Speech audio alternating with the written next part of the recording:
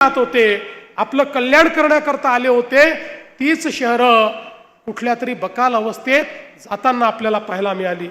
पण 2014 साली मोदीजी देशाचे प्रधानमंत्री झाल्यानंतर मोदीजींनी सांगितलं, गावाचा विकास तर महत्त्वाचा आहेच, पण शहराचा विकास देखील तेवढाच महत्त्वाचा आहे। कारण देशाच्या जीडीपीच्या 65% जीडीपी हा शहरात तयार होतो। लोक शिक्षण, आरोग्य आणि रोजगाराकरता शहरामध्ये येतात।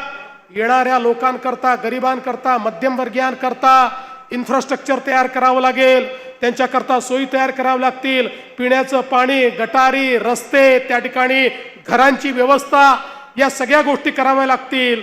आणि म्हणून देशाच्या इतिहासामध्ये 70 वर्षानंतर मोदीजींनी पहिल्यांदा शहराकरता, शहराच्या विकासाकरता योजना तयार केल्या, ज्यामध्ये स्मार्ट सिटीची योजना असेल, अमृत भारत शहरांची योजना असेल, ज्यामध्ये स्वच्छ भारत शहरी मिशन असेल, ज्यामध्ये प्रधानमंत्री आवास योजना शहरी असेल, अशा अनेक योजनाच्या माध्यमातून हजारो कोटी रुपये हे शहरांकरता देणं सुरू केलं। एकट्या महाराष्ट्राचा जर विचार केला ताई, तर 50,000 कोटी रुपये महाराष्ट्रातल्या शहरांना मोदीजींनी या ठिकाणी दिले आणि शहरं बदलायला लागली।